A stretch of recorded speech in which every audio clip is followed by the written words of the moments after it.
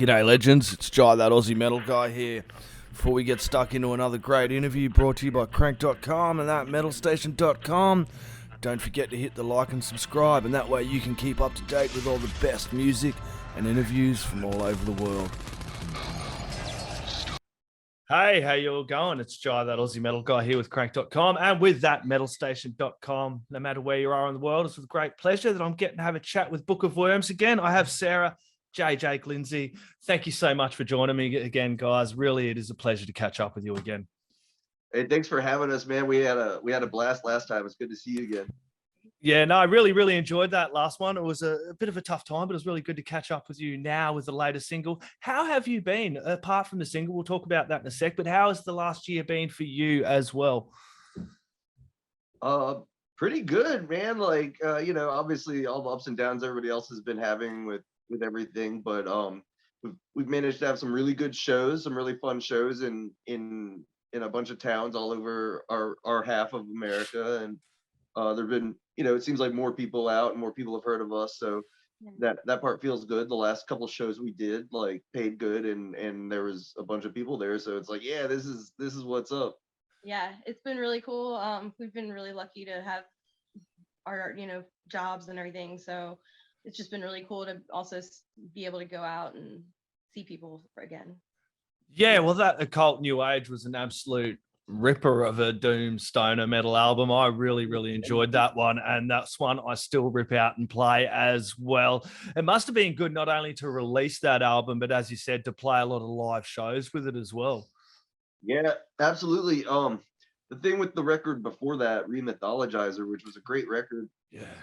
It was when there was delays with pressing, and then by the time it came out, it was right when COVID hit, and so we never even got to really tour on that one. So this time around, it was great to be able to be out there and have it, and have people stoked on the new stuff and be out on the road at the same time. Definitely, you can feel a difference. Yeah, definitely feel a difference, because it would have been a weird time. That Mythologizer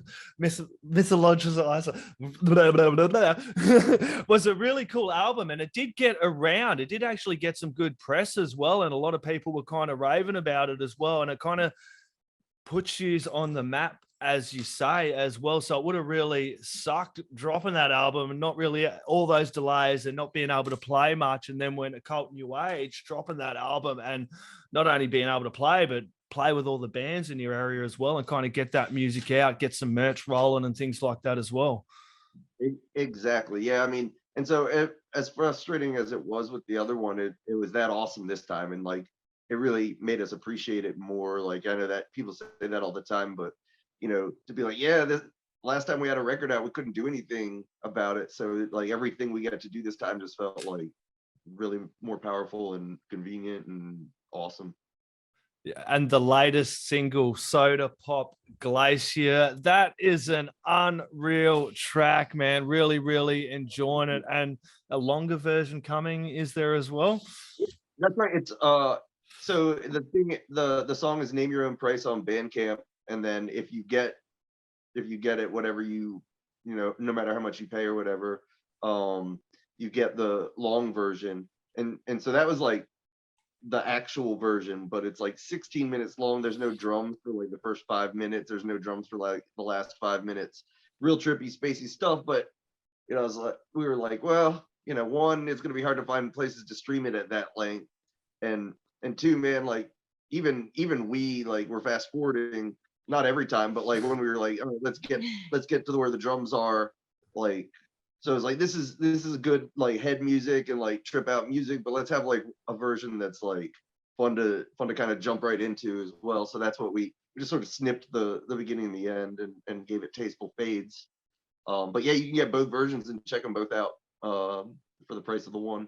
They're both equally as good. Tell me a little bit more about making this track. Kind of, where did it come from? When did you make this? Was this, I believe this was you, was it, Jake, kind of sitting around with the bass and that? Yeah, this was totally different than everything we've done before. It was really fun. I'll give credit to some influences. Obviously Indian music is really big in what happened there. The ragas, like, especially because they have ragas like specific to certain weather, like monsoon season and stuff like that. And I just thought that was really inspirational. It's not Indian music. Like I'm not trained or anything. It's just Side music note, that it was just the Diwali festival as well for all the Indian people That's watching right. as well. Happy Diwali to everybody. That's Yeah. Yeah. exactly. So like it was inspired by that, but that's not where it came from. But you know, one of your own musicians there, King Gizzard, The Lizard Wizard. yeah, the Lizard Wizard, like the way he just like puts stuff out, like makes it in the studio and gets it out there, and like he doesn't worry about like, oh, a band has to learn this first and we gotta jam it and tour it. Like it's like, yeah, just make it and put people on it and see what happens. So like, you know, not that I hadn't always thought of doing that, but like seeing somebody like him that like was doing it and putting out such cool stuff that way, I was like, yeah, I wanna go after it and really do that. I'd already had the idea for this like song, which is something I'd always liked doing, which is like starting when I was young, you could tape down like the C key on your keyboard and let it just like drone, and then you play bass over it, you know, and like it's holding that key down for you. You just kind of like get to trip out, and there's like a tonal center. And again, that's like kind of from the Indian music perspective of having a drone to play over instead of like a chord change like we do here. Um, and so like that's something I'd always messed with, and it's something I'd gotten really, you know, kind of confident in. Like, man, I like really like doing this, and I think I'm doing some really pretty stuff.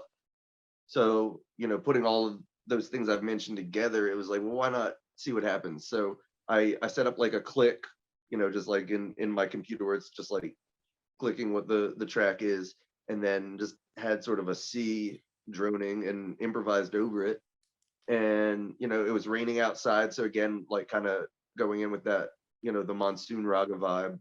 And then after I'd done like an hour of improvising on that, I like sort of snipped out the parts I didn't like so much, and then like recorded some synthesizers, like real synths, onto it, and then we took it into the studio. And you know, I had let Kyle and Bobby hear it before then, but we'd never jammed it or anything like that. If we went and tried now, we wouldn't know what to do. So really, in the studio was the first time Kyle really like actively listened to it. It was when he had the guitar in his hands and he was doing what he was doing, and kind of same with Bobby. You know, like he heard it and it's like, all right, here's where the drums start. You know, here's make a fill, do a beat once it gets to here, make it really heavy once it gets to here, and then be done. So like that kind of thing. But yeah, it was mostly improvised, like that. Yeah, that would have been a lot of fun. I did see that in the notes as well, bringing that into the studio and to the guys and just kind of go, let's just have some fun with this, you know, come back to where we are and what Book of Wyrms is about. And I love being able to, that's one thing I really love about your music and doom metal, stoner metal in general. I can kind of put it into the right vibe and just zone out, you know what I mean? Just kind of get that Zen moment where your mind is listening to the music, but it's also going a million miles away. And that's one thing I really do love about your music as well, Book of Wyrms. Thank you. Yeah, it's a very freeing, in some ways it's a very freeing genre, because like, you know, you can do anything from thrashy rockers to spaced out things like this, and it all kind of fits. If you're good at it, it all fits together for people who are interested. Yep. And the artwork, I do want to mention the artwork. I do have it up here as well. Let me find it. There we go. The artwork. Tell us a little bit about the artwork for this, because I believe you guys done this as well. Did you for this one? I did, yeah.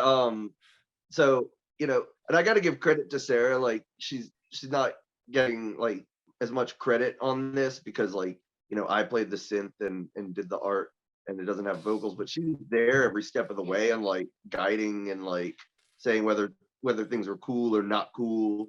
Yeah. So like she's there and with it, and thumbs up, thumbs downs, and try this, try that. But not too many thumbs down though. no, I did a single time. But yeah, so this was my first time doing the art myself, and it went with everything else that we were doing, like the whole vibe I've been telling you about. Like, just do it yourself, have fun with it, don't worry too much. The same thing with putting it online is name your price. Like, I just wanted a whole different vibe with this. Like, it's just like, hey, this is something fun we did. You can check it out if you want to. I'm stoked about it. You don't have to be. We're not asking you to pay like big money for a vinyl. Just go check it out. So same idea with the art. It's like, yeah, let's take a stab at this. And like, I knew what I wanted vibe wise. And so I found some different pieces that I really liked, and I've been getting better at Photoshop because of making flyers and stuff like that. So I was like, I went in and I did my best to like snip out every little piece, which is crazy. Like every little piece of cloud and tree became like its own different little layer that you could, you know, recolor or remove or make see through or make glow in the dark. And, you know, I sliced out, there was like a lake and a waterfall in the original. I sliced those out and put like, you know, Hubble telescope pictures of like nebula, so that the water is like a nebula, and just piled on all this weird stuff and try to make it feel like the song sounds, which is, again, is just really out of body, you know, heady experience. So that was really fun. And then the actual layout was way harder than the art, which I didn't know, but like making, you know, the text and the framing look good. That was a big challenge. I had a help from my friend Noel from Grimoire Records. Like it was cool. I messaged him. I was like, hey, you're good at Photoshop. How does this look? And he was like, the art rules, but the layout is terrible. And I was like, okay, well, what do I do? And he was like, well, here's some things to think about. So it was a big learning experience for me, but it was like a totally different thing. And so it, you know, I hate to use this expression because it's cliche, but it ends up just being what it is. Here's the thing we did at this point in time, and take it if you dig it. Yeah, that's the idea. I find myself just getting things out, not kind of over analyzing it stuff, and just diving into it. That's the key, just diving into it and giving it a go and seeing how you go, and having that, I don't know, that freedom to kind of express yourself as well, not only artistically, musically, which is the same bloody thing. And then Sarah, it must be good to kind of work with Book of Wyrms as well. I know you haven't done the vocals on this, but you're right there with the band as well. How's things going with you, and what's going with the new material? He's working on some new material. What's happening in there? We have a bunch of songs kind of demoed out for our next album, and I've come up with a lot of vocal parts already, and so it's really coming along really well. We're really excited about what's coming next. So this was kind of just like a good like diversion for us, like in between, you know, like I don't know. Yeah, and it does come out today, doesn't it? I think, or tomorrow for you guys. Today here, 26. With the global delay, a couple of hours it'll be out as well. Anyway, and as you said, it's over on Bandcamp. For me, I love Bandcamp. It seems to be the best way to support artists as well. It's like jump over, stream it, but if you love it, buy it as well over on Bandcamp. Top quality. And it's a great way to learn about new music all the time. You know, they have the genre tags. I'm always in there on those genre tags, and you know, like it gets down into subgenres like sludge, doom. Like you go over to you know, psych rock, surf rock, and then like not only that, but then there's like, you can look at new arrivals versus best selling versus like artist recommended. And then down at the bottom, there's like, if you like this, check this out. And it's just, so like, sometimes when I'm bored, you know, I'll end up with like 30 tabs open on my laptop. And like, it's like just a week's worth of music I want to check out. And, you know, I keep open the ones that like, I'm waiting for Bandcamp Friday to get, you know, and I'll end up at the end of it with like, it's like, oh, I can't, there's no way I can afford all of these, but like, no, Bandcamp's the best. It is. My wish list is absolutely massive. I don't know how the hell I'm ever going to get through it all. Sarah, can you pick a track off of Cult New Age to chuck on the show as well? Okay.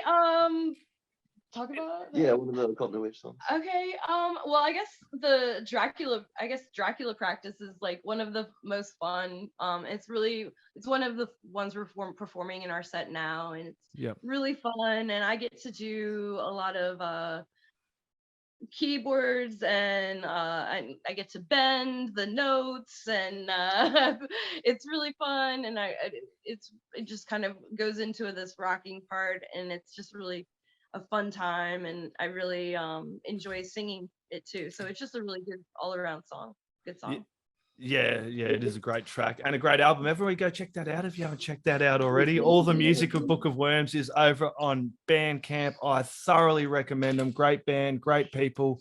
Do you have any last words, shout outs, thank yous, or anything I may have forgotten you'd like to add in there, my friends? Yeah, I want to thank Desert Records, you know, our label.